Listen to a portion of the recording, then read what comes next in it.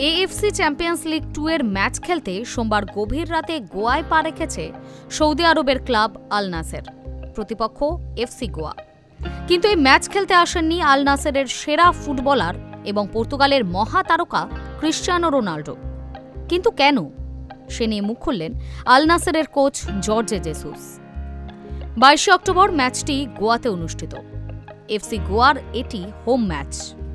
গোয়ার team management ভীষণভাবেই চেয়েছিলেন এই ম্যাচে যেন আল নাসেরের হয়ে রোনাল্ডো মাঠে নামেন।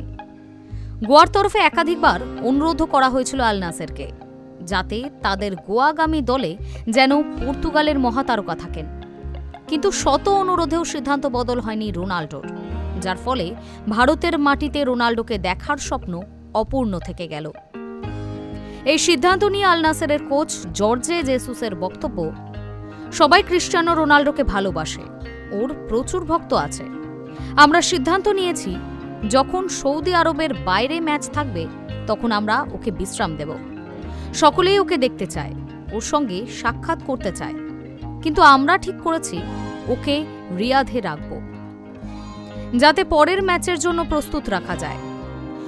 তবে রোনাল্ডো না এলেও Sadio Mane, Joao Felix, Inigo Martinez, Kingsley কোমানের মতো তারকারা এসেছেন। অন্যদিকে এফসি গোয়ার কোচ মানোলো মার্কুয়েজের বক্তব্য, প্রাথমিক পর্বে আমরা একটা ভালো দলকে হারিয়েছি। সেই দলে ওমানের জাতীয় দলের 8 থেকে 9 জন ফুটবলার ছিল। শক্তিশালী দলের বিরুদ্ধে খেলা কখনোই সহজ হয় না, তবে ওদের সঙ্গে মূল পার্থক্য হল ওরা প্রতি সপ্তাহেই খেলে।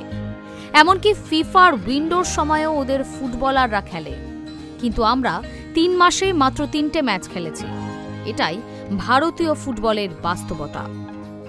High news network.